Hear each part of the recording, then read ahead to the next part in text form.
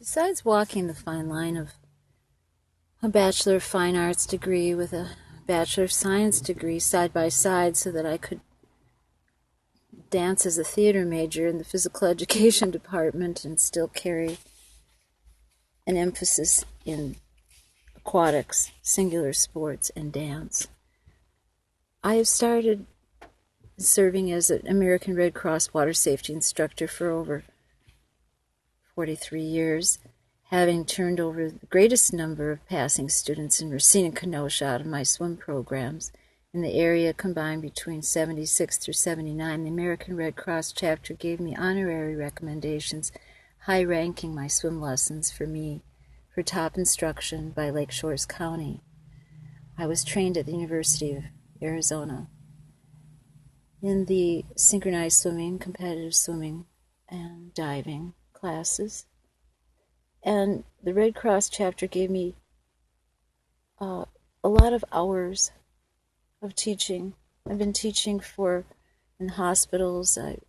I've taught public school programs. I've taught adaptive physical education, special education, for over 10,000 hours out of continued 21 years that I was further teaching in my future career at age 52. I still presently taught swimming the entire time. I've served as a freelance choreographer, a set designer, a costumer with appointments and directing for the city of Racine and other parts of the U.S. and in small and large capacities for Racine Unified, for productions that I deemed important to support as needed.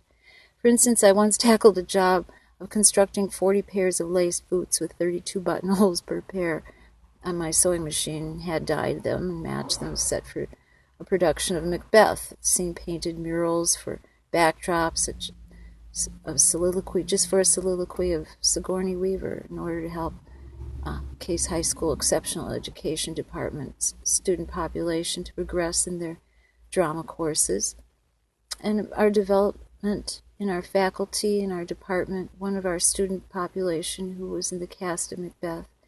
There was also a difficult case of a student suffering with an abusive stepfather who was struggling with her fear of the water, couldn't pass her physical education swim class. It was so personally rewarding to me that I found it a privilege to utilize my skills over the years in these subject areas and to have a positive effect during those challenging times. Again, I was asked to serve in a similar capacity to fill the temporary position at the Park High Theater during challenging times. The department chair teacher in a long-term substitute position for a former teacher of mine who was having brain surgery and was just out of emergency in his senior class play, uncensored, needing recruiting and rescuing. Fortunately, as an alumni of Park and high school, and formerly having had some great experiences in my student teaching in the 80s with Mr. Burns, my former high school drama teacher, and Mr. Spraker, I was happy to do it. Mr. Burns was a great source of inspiration to me through his sensitivity, humor, and support in my younger years. I've had a lot of hours in teaching. I've organized children's dance troupes for Secrets of a Butterfly, again, tryout entering for Martin Luther King contest, working with the faculty. I've tried to attain physical education classes, positions where I could teach NIA as a white belt instructor, and found, the children could integrate special education with regular students because they were all interested in martial arts, and they were all interested in dance, and they were all interested in their own advancement in their neuromuscular integrative action when they started to enjoy practicing creative expression and to dance through life. In writing, I'm always inspired to work on something. My first goal is to print my father's My Life, Mike's Life in Golf, and for the state of Wisconsin Sports Hall of Fame.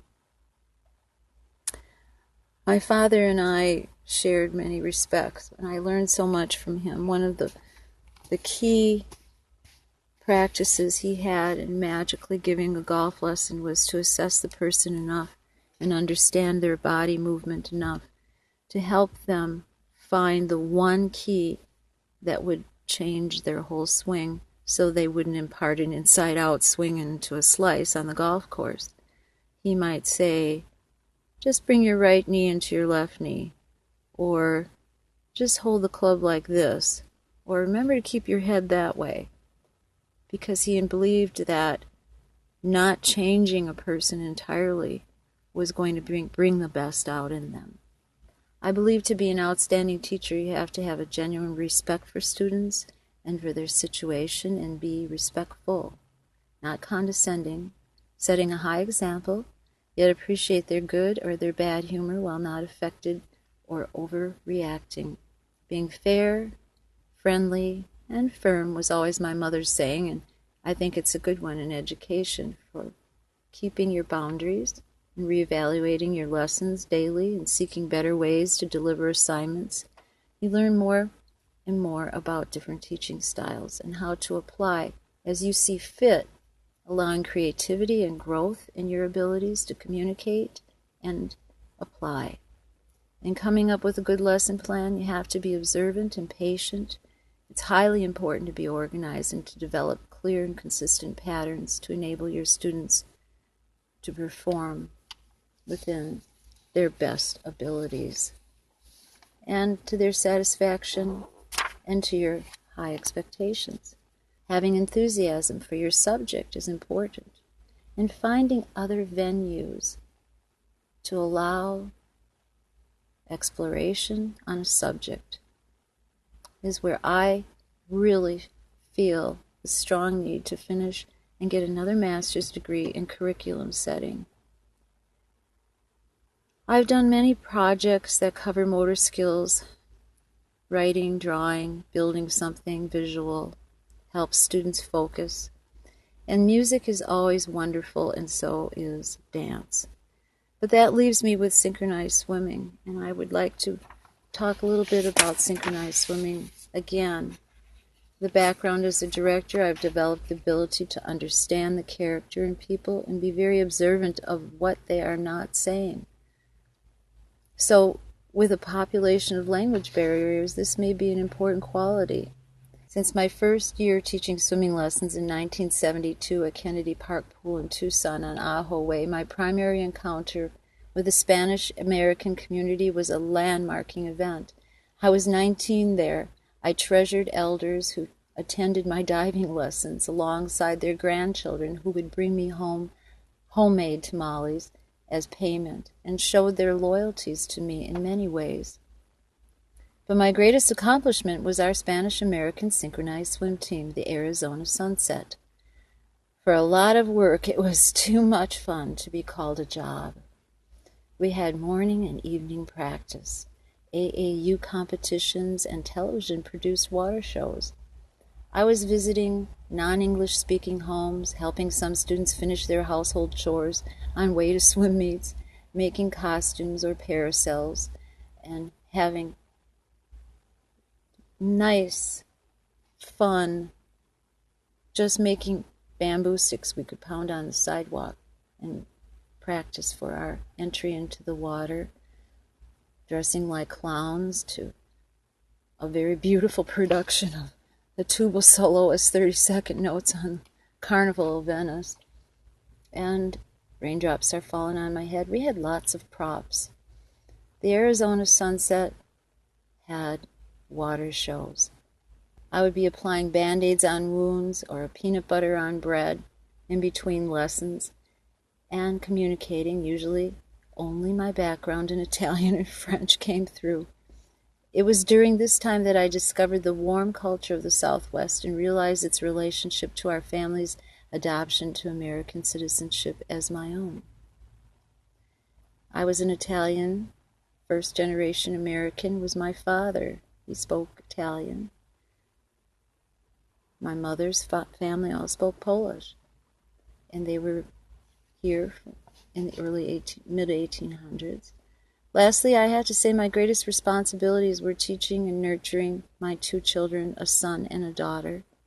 I'm proud of their patience as they had to share my attentions with other children, and who alongside me strolled with me through my college classes. Portion of this is going to be the another swim lesson, and how to teach your children how to swim and keep them safe in the water. But right now, synchronized swimming has been something that has taught me hydrodynamics, and it's impressed in me to keep looking for that perfect glide, to keep looking for that perfect water level in the body, to keep working on that perfect alignment so that I float convexly over the water or concavely, however I choose.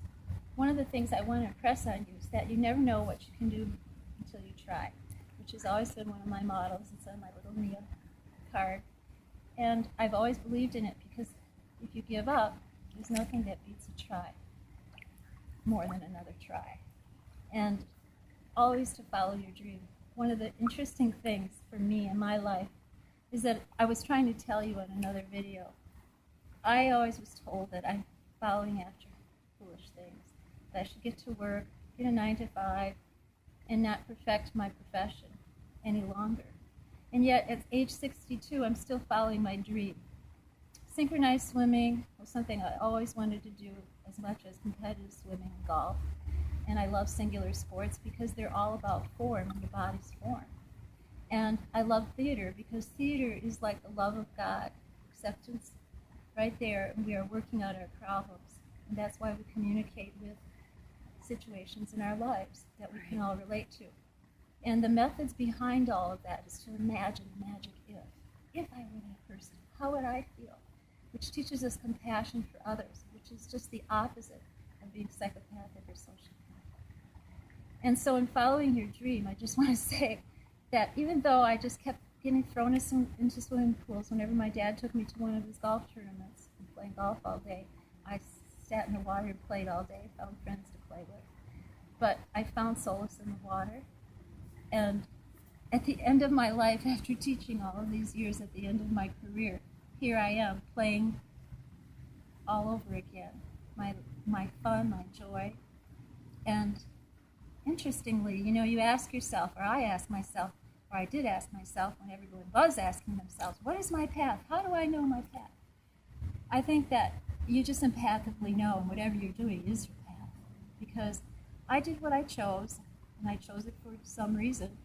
And at the end of my life, after going through all the rigmarole of getting 2 majors and a BS and a BA and a BFA, fine arts, swimming, aquatics and dance, theater, I look in the birthday book, and sure enough, here is Esther Williams shares my birthday, and so does Dustin Hoffman on August 8th. And I'm amazed at that because I think to myself at this ripe old age for swimmers anyway, for good swimmers, that, well, I guess I was doing what I was born to do.